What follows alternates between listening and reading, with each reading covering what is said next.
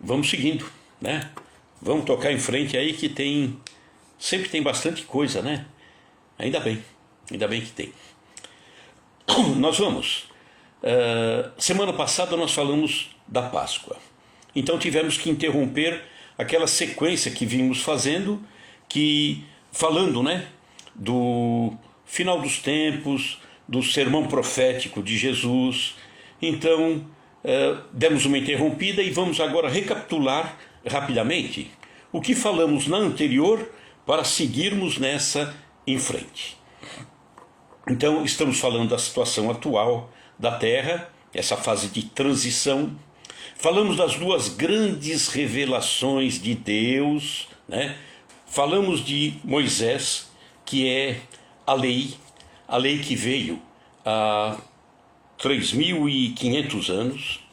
Moisés que recebeu a tábua dos 10 mandamentos, que era a grande lei que veio para nos orientar. Os 10 mandamentos é um roteiro do qual não podemos nos esquecer. A tábua dos 10 mandamentos, que foi o ensinamento que Jesus, no nosso entendimento, passou a Moisés há 3.500, 3.600 anos, e que esse ensinamento não pode se perder porque é uma lei que tem que continuar sempre, sempre.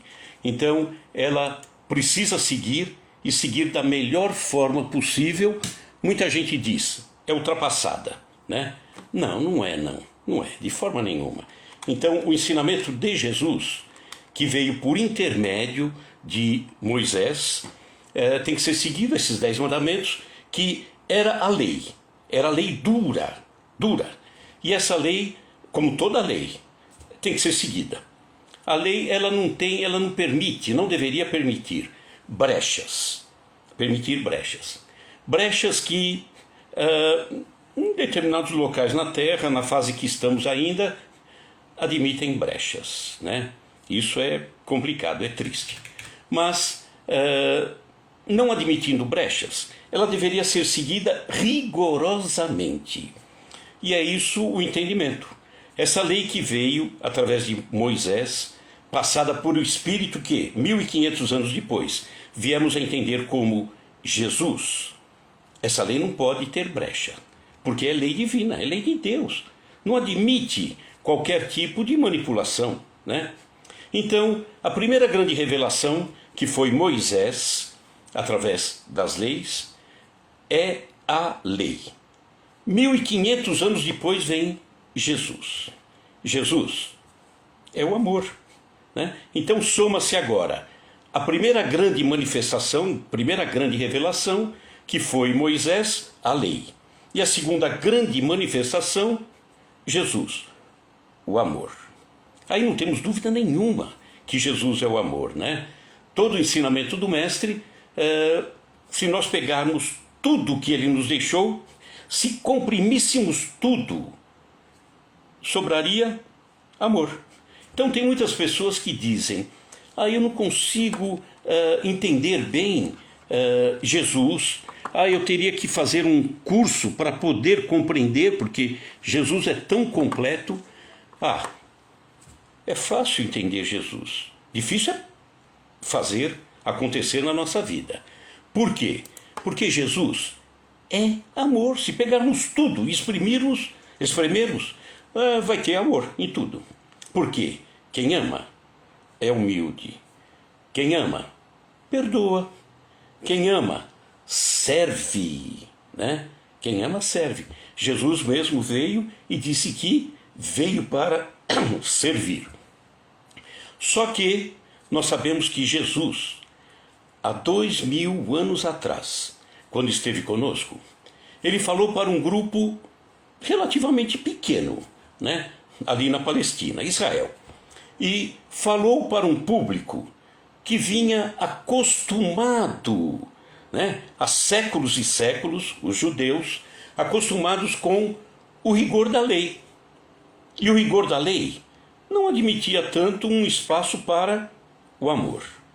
Então aquele público que começou a ouvir Jesus estranhou. Isso não está na lei, isso aí está meio estranho. E aí Jesus começou a bater de frente com essas pessoas. Ele diz que não veio destruir a lei, que não veio para destruir aquilo que foi passado para Moisés. E nem poderia destruir. Primeiro que, no meu entendimento, foi ele quem passou, né? Que eram as leis divinas. Não matar, não roubar, tudo aquilo, né? Então, ele não poderia contrariar aquilo. Mas, no entendimento dos judeus, seguir a lei era tudo. Mas não tinha espaço para o amor.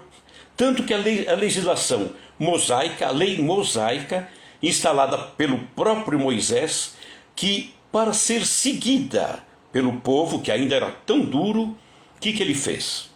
Ele atribuiu a Deus as leis mosaicas. E ficou como se Deus tivesse colocado aquelas leis, que eram extremamente duras, previam até a morte. Que estranho, né? Contrariava os 10 mandamentos, em alguns aspectos, a lei de Moisés. Entretanto, era o freio. Não tinha como, né? Tinha que colocar alguma coisa, porque afinal de contas, quando nós somos infantis, e no caso infantis espiritualmente, nós temos que ir não exatamente pela consciência, porque a criança não tem consciência ainda, ela tem medo. E foi o que aconteceu aos judeus. Por isso que Jesus, 1500 anos depois, quando vem e traz a segunda grande revelação de Deus, que era o próprio Jesus, ele vem e fala o tempo todo de amor. Não compreendido, portanto, pelos judeus, porque eles estavam sempre no rigor da lei. Não abriam, portanto, esse espaço para o perdão, para o amor, a não ser para aqueles mais próximos, né? Amavam, óbvio que amavam. Amavam seus familiares, amavam a família os amigos mais próximos, sem sombra de dúvida, amavam. Mas não tinham esse amor que hoje nós já estamos aprendendo a ter, né? A exercer. Amamos pessoas que sequer conhecemos, amamos pessoas que estão passando por privações, por dores, por dificuldades. Então, o amor que nós entendemos a partir de Jesus, eles lá não entenderam nem com a presença de Jesus, né? Há 2000 anos. Óbvio que alguns começaram a ter um entendimento. Os discípulos, então, foram aqueles que compreenderam muito melhor. Então, nesse cenário, onde Jesus não era compreendido, que Jesus afrontava, e afrontava, sim, com todo amor, com todo respeito, mas ele afrontava aqueles religiosos que tinham só o verniz do entendimento. Então, Jesus acabou ficando numa situação de túnica justa frente a eles. Por isso que acabou sendo morto. Mas o mestre, sabendo o que aconteceria com a sua mensagem depois, o que ele diz? Pedirei ao Pai, e o Pai haverá de enviar um Consolador, prometido, portanto, por Jesus. Esse Consolador que viria ao seu tempo para corrigir aquilo que ele falou, mas que haveria de ser distorcido, mas que viria também para trazer novos ensinamentos, porque ele não pôde dizer. Até o pouco que ele pôde dizer foi distorcido, não foi compreendido, foi manipulado. Então, esse Consolador viria para ajustar aquilo que ele falou e que seria manipulado, como foi realmente. Mas viria também para trazer ensinamentos novos, como traz, o Consolador traz, né? Nós temos a doutrina espírita, que para nós é o Consolador, não temos dúvida nenhuma.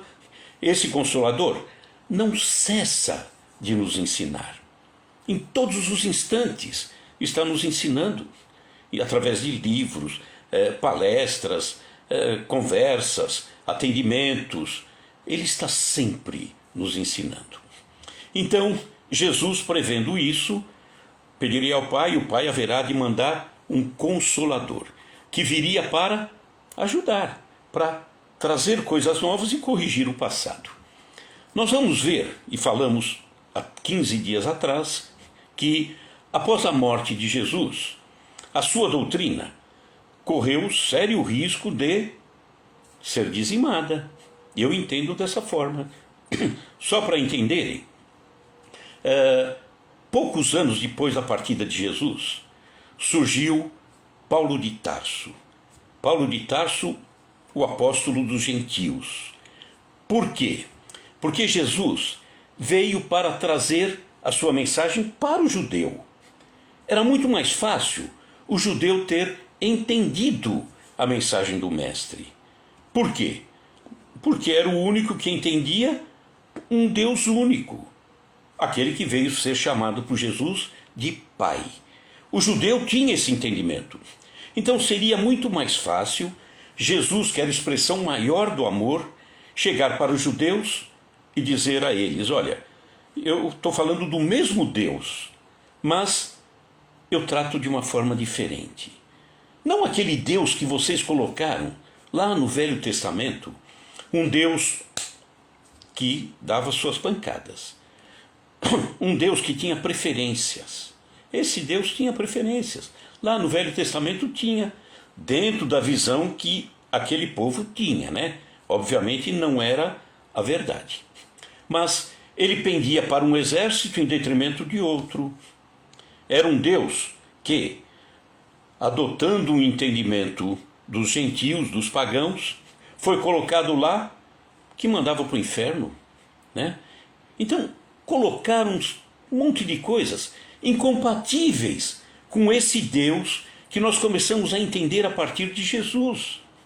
Jesus vem e, possivelmente, recordando-se do seu pai, José, né, que entrou no Novo Testamento, ele entrou calado e saiu mudo, porque não tem uma palavra atribuída a José, mas que fez um trabalho magnífico com Jesus. Vamos imaginar quantas vezes José segurou Jesus no colo, quantas vezes orientou Jesus, levou Jesus para trabalhar com ele na oficina de carpintaria. Foi tão marcante na vida de Jesus que o pai, José, depois que partiu, Jesus, quando começa a divulgar a sua mensagem, ele vem e diz de Deus: Pai nosso que estás no céu. Muito possivelmente ele estava se recordando daquela figura abençoada na sua vida que foi José.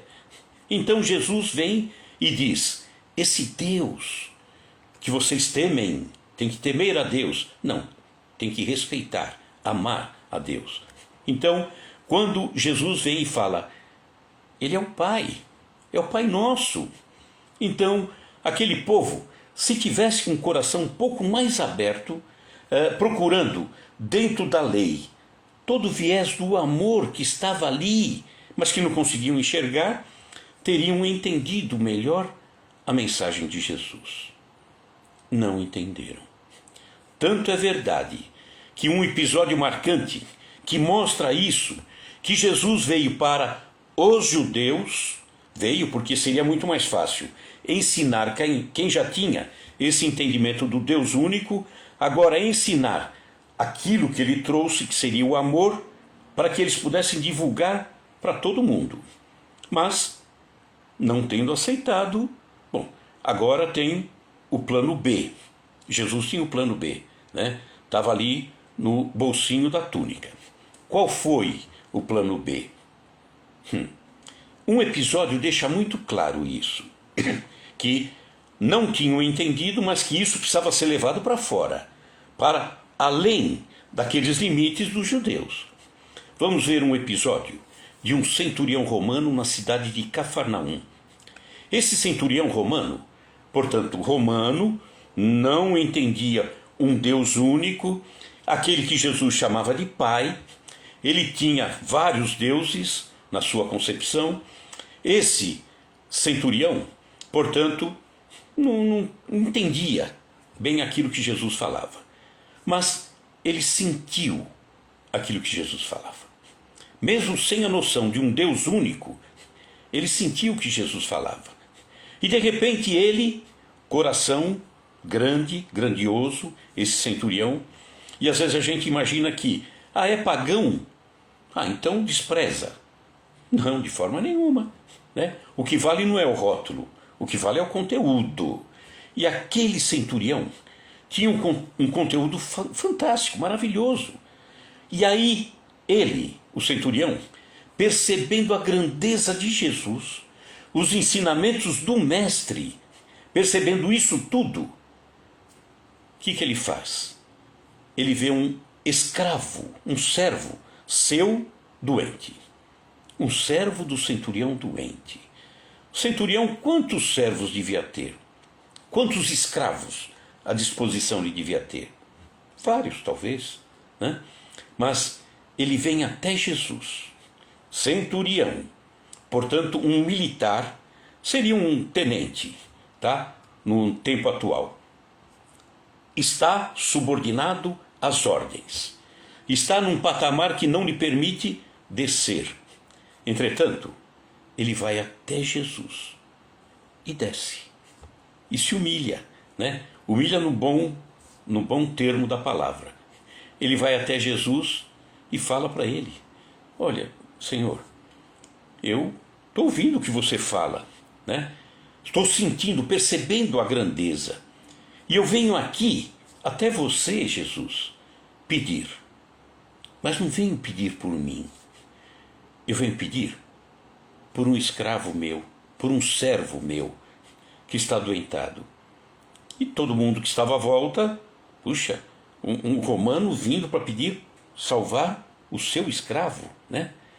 Mas ele veio com tanta confiança até Jesus, que chegando no mestre, falando isso tudo, Jesus, talvez até para provar se ele de fato estava sendo verdadeiro naquilo, Jesus fala: tudo bem, eu vou até a sua casa. E aí o centurião, militar, sempre na sua posição de autoridade, ele diz isso para um judeu que ele dominava, que era Jesus. Então ele diz para Jesus, sabendo que um judeu não poderia entrar na casa de um gentil. Não é permitido um judeu entrar na casa de um gentil, né? Se contaminaria na visão deles. Então Jesus diz: eu vou até a sua casa. E o centurião diz: não, eu não sou digno de te receber na minha casa. Eu sou gentil, você é um judeu. Olha a humildade desse centurião. E aí ele diz: basta que você diga uma palavra, diga uma palavra, e eu sei que meu servo estará curado. Que coisa maravilhosa! Jesus diz: vai ser feito segundo você falou. Pode voltar, vai lá. E todo mundo ficou abismado. E Jesus diz: não vi em toda Israel uma fé igual a desse centurião. Ou seja, no meio de todos os judeus, ele não tinha visto ninguém com coração tão bonito, com tanta fé, com tanta determinação, como aquele centurião, que depois retorna, agradece a Jesus, abraça o mestre, feliz da vida, porque seu escravo havia sido salvo. Olha a situação de Jesus perante os judeus que não o aceitavam, praticamente a grande totalidade, diante de um gentil. Se nós formos ver hoje, em Israel, a terra de Jesus, é impressionante. Cristãos ali, na terra de Jesus, 3%, não mais que isso. Então, Jesus já percebia que teria que ser levado para fora de Israel a sua mensagem, sob risco de perecer com o tempo. Um pouquinho mais adiante, na caminhada dele, óbvio que ele presenciou tantas manifestações de amor, de carinho, de sinceridade, de intenção de entender a mensagem dele. Ele percebeu isso sim ao longo do tempo, que saindo dali, Cafarnaum, acontece, por exemplo, o caso daquela mulher hemorrágica, né? que com tanta fé ela abaixa no meio da multidão e simplesmente toca a borda da túnica de Jesus e é curada. Mas Jesus ia indo para a cidade de Tiro, hoje é Líbano, né? Era Fenícia, agora Líbano. E ali, ele andando, de repente uma mulher gentia, fenícia, vem até ele e pede: Senhor, cura minha filha, ela está doente. Pagã. Jesus testando, Jesus ensinando, porque Jesus em momento nenhum parava de ensinar. Não tinha, ele não emendava feriado, não pedia férias, não, estava sempre seguindo. Então nesse momento, até para testar e até para ensinar o que estavam ao lado dele, ele diz: não é lícito que eu dê o pão para os cachorrinhos, que desvie o pão para os cachorrinhos, não depreciando, não é isso não. Ele queria dizer, ao invés de eu dar um ensinamento para os judeus, eu vou dar para você que não entende nada. Seria mais ou menos esse entendimento, mas que não era o pensamento de Jesus, não podia ser, né? Então, não é lícito que eu dê pão aos cachorrinhos. E aquela mulher, confiando em Jesus, sem conhecer o Deus único, sem conhecer exatamente o ensinamento de Jesus, porque Jesus, pelo que consta, não andava por aquela região. Mesmo assim, ela percebendo a grandeza do mestre, com filhinha no colo, doente, ela diz: certo, não é lícito que dê o pão para os cachorrinhos, mas os cachorrinhos comem as migalhas que caem da mesa do seu senhor. Para mim bastaria migalha para curar minha filha. Olha que fé que essa mulher tinha. Depois, com certeza, ela foi buscar esse entendimento ao longo do tempo, né? Então Jesus percebia a necessidade da sua mensagem ir para fora. Era necessário ir para fora. E aí vamos ver que depois da partida de Jesus, os discípulos, ainda sem entenderem exatamente o que era levar para os gentios, porque todos eles eram judeus, estavam aprendendo com Jesus, mas ninguém muda de um instante para outro. Eles ainda carregavam algumas crendices que os judeus tinham, e uma delas era um pouquinho distanciado do gentio, né? Era natural isso, no entendimento deles. Mas aí vamos ver que depois de Jesus partir, quando havia ainda uma certa discussão na Casa do Caminho. Casa do Caminho foi o local onde os discípulos de Jesus se concentraram após a partida dele, numa estradinha que vai de Jerusalém a Jope, e ali eles alugaram lá, pegaram um galpão, e ali eles fizeram uma casa de atendimento, que eu costumo dizer, o primeiro centro espírita da história. Nesse local, eles reuniam as pessoas, os necessitados, os pedintes, os doentes, todos eles acolhendo esses sofredores na Casa do Caminho. E aí, um dia apareceu por ali o grande Paulo de Tarso. Paulo de Tarso, indignado com um trabalhador da Casa do Caminho, que era Estevão, que veio depois, ele não era discípulo, mas que entendeu a mensagem de Jesus, era um grande orador, ele falava e envolvia as pessoas ficavam contaminadas pelo ensinamento de Estevão. E aí Paulo de Tarso vem à Casa do Caminho, Paulo de Tarso que odiava os cristãos, que ainda não eram chamados cristãos na época, eram chamados de homens do caminho. Então Paulo de Tarso, que era do judaísmo, um rabino judeu, que teria uma grande projeção, seria enorme, Paulo de Tarso, e aí ele vem para criar confusão na Casa do Caminho. E ali ele ouve uma palestra de Estevão. Ele ouve, fica indignado, mas a semente ficou guardada aqui dentro. Posteriormente, Paulo de Tarso, que teve, sim, participação na morte de Estevão, Paulo de Tarso, depois de uma série de coisas que aconteceram, a morte da sua noiva, que era irmã de Estevão, sem que ele soubesse, ele, Paulo de Tarso, ele vai para aprisionar a pessoa que envolveu, entre aspas, a sua noiva, Abigail, levando a ela a doutrina do Cristo. E aí ele queria ir pegar esse senhor, Ananias. Era um sapateiro em Emaús. E aí ele pede permissão e vai para Damasco para aprisionar Ananias. Só que na entrada de Damasco, Jesus já havia desencarnado alguns anos antes. Na entrada de Damasco, Jesus aparece a Paulo de Tarso. Paulo de Tarso, ele era judeu, mas não era de Israel. Ele ali tem um contato com Jesus, é tocado de tal forma, porque a semente já estava aqui dentro, né? Já na palestra de Estevão, já ficou semente aqui. E o que aconteceu ao longo daquele tempo, a sua noiva, foi marcando o coração de Paulo. E quando ele vê a figura de Jesus, ele simplesmente disse: Senhor, o que queres que eu faça? Não regateou nada. Olha, Senhor, o que você quer que eu faça? Pode falar, mas eu só faço de segunda a sexta.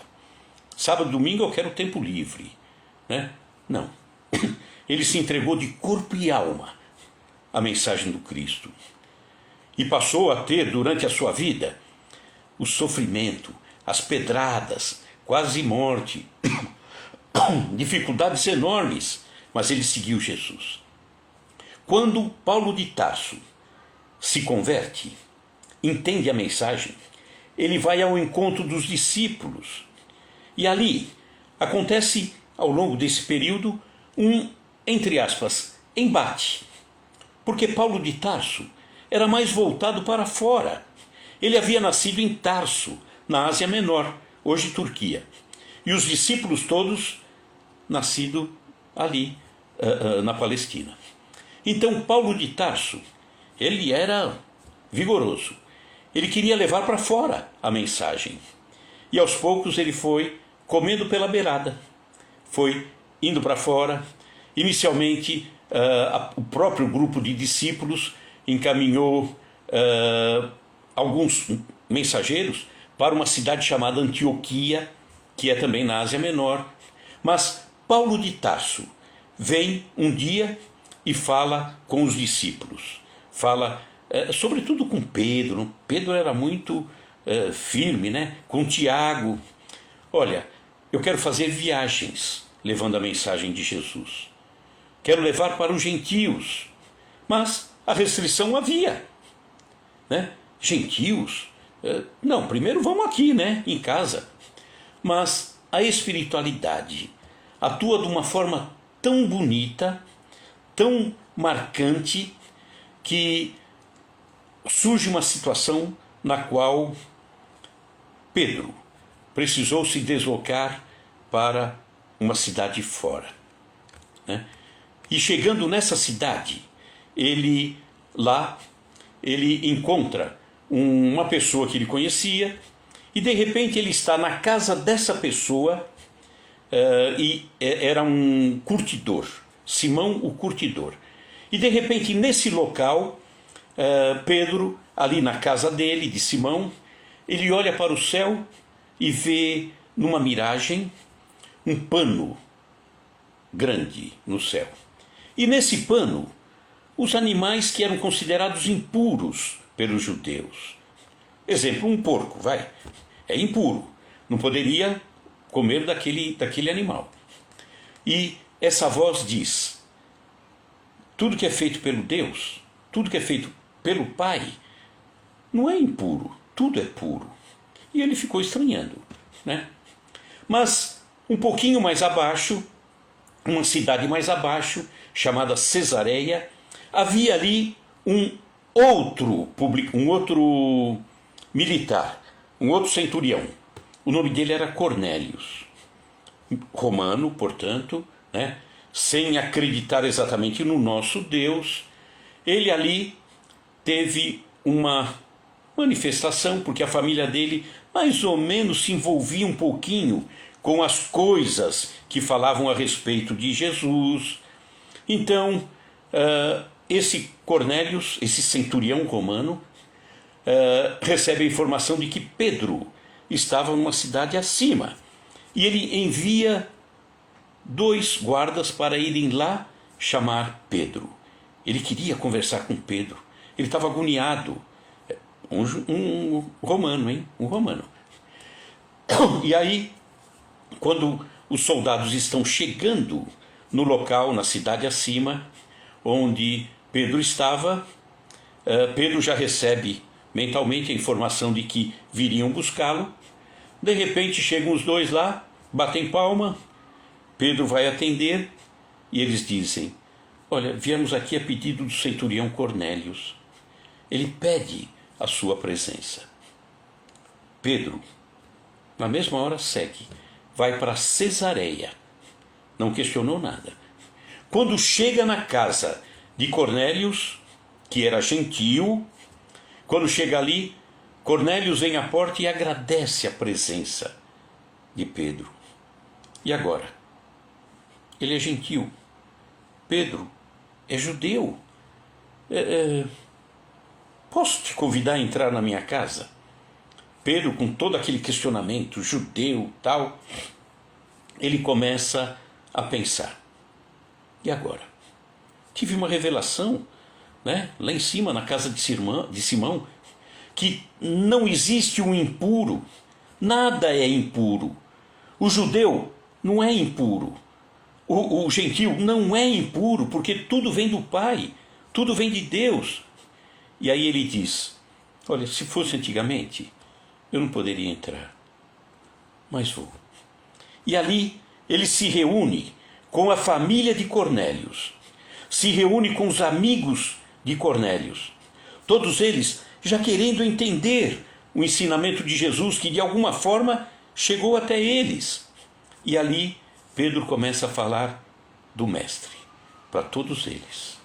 E no meio do caminho, no meio do ensinamento, de repente acontece com eles, os gentios, aquilo que aconteceu com Pedro e os outros discípulos 40 dias após a morte de Jesus, lá no cenáculo. Lembram-se, Pentecostes, que os discípulos todos começaram a falar em línguas, eles que estavam ainda um pouquinho reticentes com relação à mensagem, levar a mensagem para fora. Será que tenho condição? Será que estaremos sós? E de repente, ao começarem a falar em línguas diferentes, e serem entendidos pelas pessoas que passavam por Jerusalém, aquilo tocou o coração de tal forma em todos os discípulos, que logo Pedro e João vão para a cidade, dentro da cidade de Jerusalém, e se deparam com uma pessoa deficiente, um paralítico que estava sentado ali na escada. E ali Pedro conversa com ele e: você acredita que pode andar? Acredito. Levanta e anda. E ele levantou. Olha a mudança, em razão do falar em línguas, que foi uma manifestação de que não estavam sós, que tinha uma força maior envolvendo todos eles.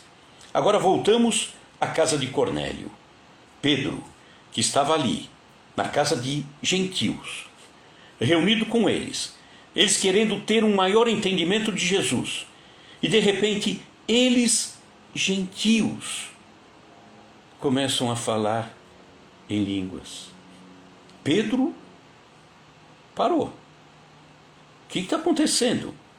Era a espiritualidade mostrando para Pedro que não existe um impuro, que todos são iguais, e que aqueles gentios, aqueles pagãos, estavam fazendo a mesma coisa que ele e os outros discípulos haviam feito no cenáculo por ocasião do Pentecostes. Abriu o coração de Pedro naquele instante.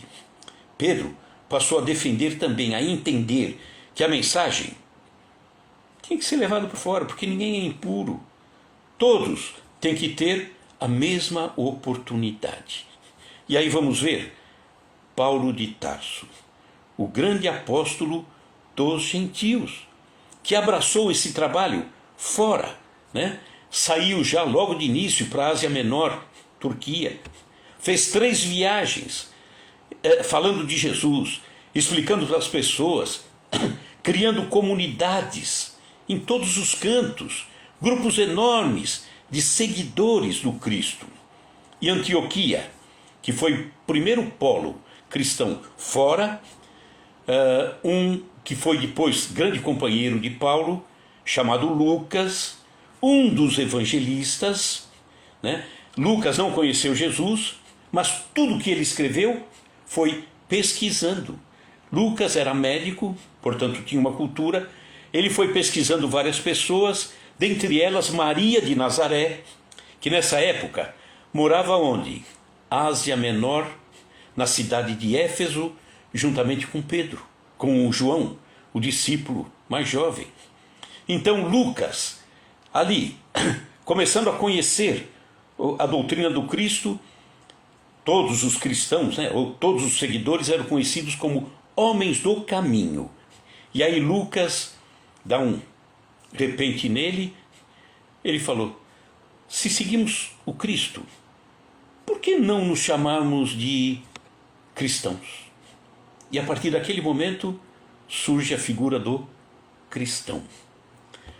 Paulo de Tarso, através de 3 grandes viagens, distribui por toda aquela região a mensagem do Mestre, a mensagem de Jesus. Chegou a levar até a Roma, chegou a ir até a Espanha. Então, ele consolidou naquela região uma base muito bonita do cristianismo, que vigorou dentro da sua pureza por 3 séculos. Aquele século em que Jesus nasceu, né, que começou com o seu nascimento, primeiro século, segundo e terceiro século. O cristianismo prosperava em toda aquela região, o cristianismo primitivo, que ganhava corpo. E depois, no 4º século, já falamos aqui em live anterior, no 4º século, a mensagem de Jesus, que ele já previa, olha, vou ter que mandar ou pedir a Pai que mande um Consolador, porque a turminha vai dar uma mexida aí, vai bagunçar. Eu vou ter que depois dar um jeito de arrumar, né? E vou ter que também falar muito mais coisa, porque eu não pude falar. No 4º século, a doutrina do Cristo estava incomodando Roma, que era quem dominava. Roma que já começava a descer ladeira abaixo. O Império Romano já começava a cair. E o cristianismo crescendo cada vez mais. Aí Roma leva para dentro de si a doutrina do Cristo e coloca ali, porque tem um ditado que esclarece bem isso. Se teu inimigo vai ficar maior que você, traga teu inimigo para dentro, né? Comece a conviver com teu inimigo. Então, no 4º século, no ano 313, a doutrina do Cristo foi levada para dentro de Roma, que era pagã, portanto vários deuses, não conhecia nada de Jesus, do Deus único de forma nenhuma, mas no ano 313, Constantino leva para dentro de Roma a doutrina de Jesus, que passa a conviver com o paganismo.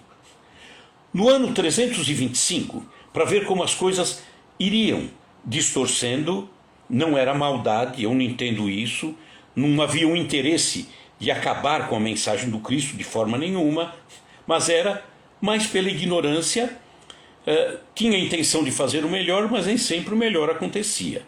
Natural. Eu vejo como natural. Mas o Consolador vinha lá na frente para ajustar. No ano 325, acontece um concílio. Esse concílio é a reunião dos religiosos da igreja que começava a surgir. Começam a discutir quem era Jesus. E nessa discussão, eles chegam à conclusão, não foi por maldade, a conclusão que Jesus era Deus. Era da mesma substância de Deus. Então ali começa a surgir Deus Pai, Deus Filho, Deus Espírito Santo. E aí Jesus foi colocado num patamar tão distante que nós perdemos o endereço dele. Aquele Jesus que 3 séculos antes estava no nosso meio, nos abraçava, nos ajudava, chorava conosco, sorria conosco, aquele Jesus sumiu, foi lá para longe. E nós perdemos esse endereço. Além do que, alguns ajustes acabaram sendo colocados na doutrina de Jesus, porque a convivência com o paganismo acabou resultando nisso, né? 2 pessoas dentro de uma mesma casa, uma pagã, lá de tanto tempo, outro querendo entender o cristianismo. A pagã falando de inferno, o cristianismo dizendo que o pai não vai perder nenhum de seus filhos, né? Que Jesus deixou a parábola de que o pastor ia procurar a ovelha perdida, que a mulher varreria a casa em busca da dracma perdida. Ah, mas ela tinha 9 dracmas, ela não queria perder a 10ª. O pastor tinha 99 ovelhas, mas ele queria achar a 100ª. Então, nessa convivência, cristianismo com paganismo, ajustes, acordos acabaram acontecendo. Então a mensagem de Jesus perdeu um pouco da pureza inicial, perdeu, mas não perdeu a beleza, né? Mexeram em algumas coisas, mexeram. Eu ouso dizer que mexeram sim, mas em alguns pontos eles não colocaram a mão. As parábolas não tinha como mexer. Por quê? Porque a parábola, para você interpretar uma historinha tão simples, tão infantil, e tirar dela o proveito aqui para dentro, você tinha que conhecer a mensagem de Jesus. Se não conhecer a mensagem, não tem como interpretar uma historinha tão pequena e tão infantil mesmo, né?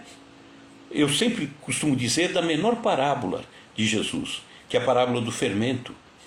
O que um romano que acabou mexendo na mensagem do mestre mexeria numa parábola, essa do fermento, que diz assim: o reino dos céus é como o fermento que uma mulher coloca em 3 porções de farinha até ficar tudo levedado. O que ele entendeu disso? Nada. Nós, no entendimento que temos da mensagem de Jesus, da mensagem ajustada que a doutrina espírita nos traz, nós fazemos uma palestra de 1 hora, 1h30 em cima dessa parábola. Por quê? Porque tem tanto ensinamento que o romano não entendeu. Então, a falta de um entendimento mais puro da mensagem de Jesus é que acabou desembocando em tempos de sofrimento, que era o início das dores. Ou seja, a gente tinha, de certa forma, uma noção da mensagem de Jesus, né? Mexida, tudo, mas tínhamos. Mas que ficou na mão de meia dúzia. E que o restante, essa meia dúzia, ensinava em cima de entendimentos que não eram tão condizentes com a mensagem pura de Jesus. É por isso que desembocou cruzadas, Inquisição, e veio de lá para cá. Então era necessário que viesse ao seu tempo o Consolador. Mas como vir o Consolador? O homem tinha que pelo menos abrir a cabeça, porque se não abrisse a cabeça para receber ensinamentos novos, não adiantaria. Não, ele está tão em cima daquele entendimento antigo, então era preciso que ele abrisse a sua mente. E aí nós vamos para o século XVIII, XIX, já falamos, né? Iluminismo. E aí vamos ver, em Paris, por exemplo, a chegada de grandes pensadores, grandes filósofos, grandes artistas.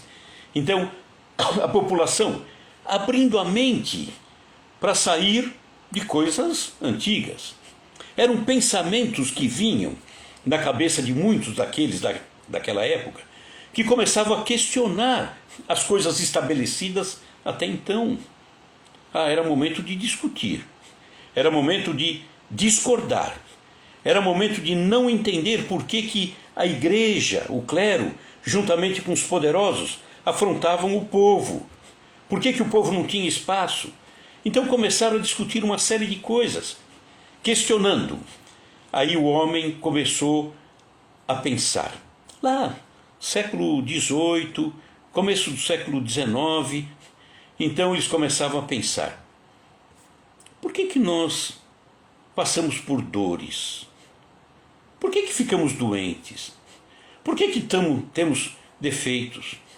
Por que eu estou rico e aquele coitado não tem nada? Eram pensamentos que passavam pela cabeça deles. Por que aquele poderoso está ganhando tudo, roubando tudo? E nós aqui, o povo, passando fome, no meio da peste, as doenças. Começaram a questionar tudo. E dentro desse questionamento, era para se questionar tudo, inclusive aquilo que, entre aspas, estava consolidado aqui dentro. Deus. Acreditavam em Deus. Então desmonte essa crença. Faça como se você não aceitasse Deus. Comece a pensar um Deus novo, usando a razão, não usando séculos e séculos de ensinamentos que eles não tinham grande noção, mas mexidos, né? Então questione esse Deus, veja onde está esse Deus, veja quem é esse Deus. E, por exemplo, imaginavam um Deus ligado, por exemplo, à natureza. Deus é a natureza. É também. A natureza é bela, Deus é belo. A natureza é boa, Deus é bom. A natureza é justa, porque faz chover sobre todos.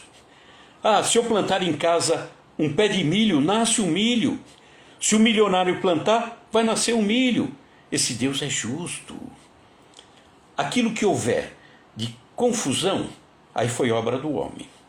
Eu não tenho terra para plantar o milho, porque o homem poderoso pegou a terra para ele. Aí é outra história. Não é Deus, é o homem. Então começavam a questionar esse Deus e ver que, apesar das dores, apesar das doenças, apesar das dificuldades, Deus existe. Deus está lá. Então, era preciso entender por que isso acontece. Por que Deus permite isso? Tem que ter uma explicação. E agora? Nós temos que achar. Eles tinham imaginado. Faltava apenas achar o caminho. Olha que beleza. Foi o começo da virada. Foi o começo da preparação para que o homem pudesse começar a receber o Consolador. A terceira grande revelação de Deus. Um Consolador que vinha para explicar isso tudo. Explicar esse Deus. Explicar as divergências, as diferenças. Explicar um monte de coisas que eles não conseguiam até então entender. Mas estavam desejosos de estudar isso, de compreender isso tudo. Então, tudo estava preparado para que viesse, desembarcasse na terra o Consolador. E o Consolador veio. Veio. Só que o Consolador, como o homem não esperava, não entendia, ele tinha todas essas dúvidas, mas ele nunca imaginava que o Consolador eram espíritos que viriam amando da espiritualidade maior, nos trazer ensinamento, e que há essa possibilidade, esse intercâmbio, esse ensinamento todo. Eles não imaginavam isso. Não partiu então de uma ideia pré-concebida do homem. Não. A espiritualidade é que precisava se manifestar, dizer, olha, estamos aqui, pessoal, acorda. Então o que eles fazem? Eles fazem mais ou menos o que, imaginando, ano 1500, os portugueses chegando na costa da Bahia, lá em Porto Seguro, eles precisavam que os índios olhassem para eles. Os índios não imaginavam E não tinha nenhum índio sentado na praia, embaixo de um guarda-sol. Estou olhando para lá para ver se os portugueses estão chegando. Ele não sabia que é português, não sabia o que era caravela, não sabia nada.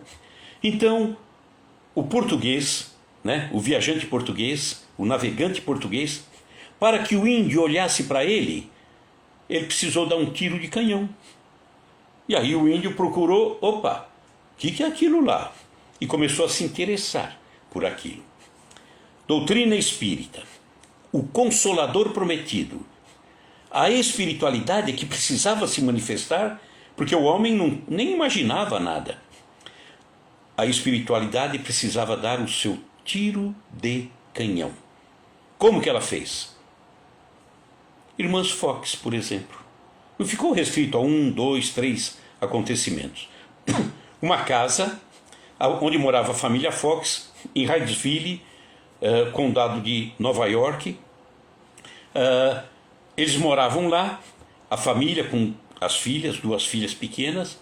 Começam as batidas na casa, todo mundo preocupado, o que é isso? Saíam para fora de casa, não viam nada, tal. Mas, depois de tanta insistência, as 2 criancinhas começam a dialogar com a batida.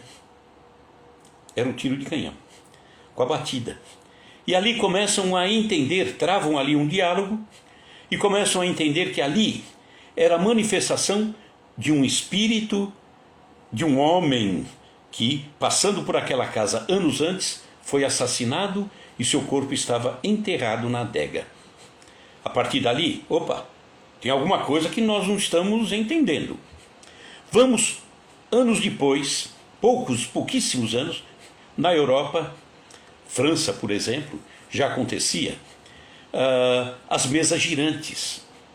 As mesas que, sem o contato do homem encarnado, a mesa subia, descia, girava, dava volta, sem contato. E todo mundo assistia aquilo, né, empolgado. E aí nós vamos perceber que um ditado vale a pena aí, nesse episódio. Esse ditado diz que um dedo aponta para a lua, o ignorante olha para o dedo, o sábio olha para a lua, porque ele quer ir além, longe, quer entender muita coisa, não um dedo, né? Então, enquanto muitos ficavam fascinados com a mesa que subia, descia, pouquíssimos, e dentre eles, o principal, Hippolyte Léon Denis Rivail, que depois vem a ser conhecido como Allan Kardec para nós. Ele usa o pseudônimo de Allan Kardec, que foi revelado a ele em existências anteriores, era um dos nomes que ele teve, Allan Kardec, né? E ele não queria mais misturar Hippolyte Léon Denis Rivail com a doutrina que ele iria codificar. Ele, como Hippolyte, ele era muito conhecido na França, vários livros, muito bem conceituado, professor, pesquisador, falava várias línguas. Agora, dentro da doutrina, não poderia misturar as coisas, Allan Kardec. Então, enquanto muitos olhavam a mesa subindo, descendo, fazendo barulho e tal, Allan Kardec foi aquele que, ao invés de olhar para o dedo, olhou para a lua. Foi descobrir que ali, por detrás daqueles ruídos todos, havia uma manifestação inteligente. Espíritos que começaram a trazer, e já vinham trazendo em vários pontos, orientações, mensagens, e que várias pessoas começaram a pegar essas orientações, trouxeram e juntando todas essas mensagens recebidas, elas tinham o mesmo objetivo, a mesma mensagem, a mesma informação. E aí começou o início da doutrina espírita, o Consolador prometido, que através dela nos mostrou, nos trouxe de volta, nos resgatou a mensagem do Mestre, que vigorava no 1º, 2º, 3º século, quando a sua mensagem era pura, cristalina, sem misturas. E começamos a entender um cristianismo tão mais completo, tão mais bonito, tão mais ajustado ao Espírito de Jesus. Tão mais não, ajustado ao Espírito de Jesus. Então aí nós começamos a entender isso tudo. E a doutrina espírita, que não cessa um instante sequer de nos trazer mensagens novas. Novas mensagens. E como sabemos que essa mensagem é boa? Pelo fruto se conhece a árvore, falou o mestre. Nenhuma mensagem poderíamos atribuir ao mal, ao maligno, que viesse para nós e dissesse: meu irmão, já fica meio estranho, meu irmão, o seu irmão está passando fome, o seu irmão está desesperado, console aquele coração, abrace, traga ele. Ou o demônio ficou maluco, ou se converteu, né? Então é pelo fruto que se conhece a árvore. E aí desembarca na terra o Consolador prometido, que viria para ajustar as coisas e dizer aquilo que ele não pôde dizer. A grande questão, a doutrina espírita, estou invadindo um pouquinho, me desculpe, pessoal. Então, a grande questão, a doutrina espírita, ela é presidida por um espírito grandioso, espírito de verdade. Mas essa doutrina espírita não é a doutrina do espírito de verdade. A primeira revelação foi Moisés. A segunda, Jesus. A terceira, não foi Kardec, não foi espírito de verdade, é a doutrina dos espíritos. Porque juntamente com o espírito de verdade, uma gama de espíritos, nós no passado, nós no futuro, nós até no presente, estamos colaborando com essa doutrina para que ela chegue ao coração de muitas pessoas. Moisés, a lei dura. Jesus, o amor que abraça. A doutrina espírita, a razão que te orienta. Tá? Então, a semana que vem, nós vamos completar um pouquinho. O resuminho que a gente tinha aqui deu algum problema, mas tudo bem, não tem problema. Mas a semana que vem, nós vamos ver também quem é o espírito de verdade no meu entendimento. Quem é? Semana que vem a gente fala, tá bom? Vamos encerrando então com uma prece. Fechemos nossos olhos, agradeçamos a Jesus, nosso Mestre Maior, pela orientação, pelo carinho, pelo amparo, pela amizade.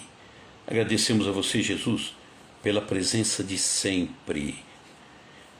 Muito obrigado, Jesus, e que possamos estar na outra semana novamente juntos. Te pedimos também pelas pessoas que estão passando por necessidades, por dores. A nossa querida Paula, melhorando muito, mas o Claudinei, seu marido, precisando ainda das nossas preces para poder se reerguer. Zacaria, o Zaca, também, vamos firmar aí, todos aqueles que estão com problemas. Que Jesus esteja sempre ao nosso lado. Que assim seja, graças a Deus. Obrigado, queridos amigos, e semana que vem estamos juntos aí novamente, tá? Grande abraço, pessoal. Tchau, tchau. Tudo de bom. Obrigado pela paciência.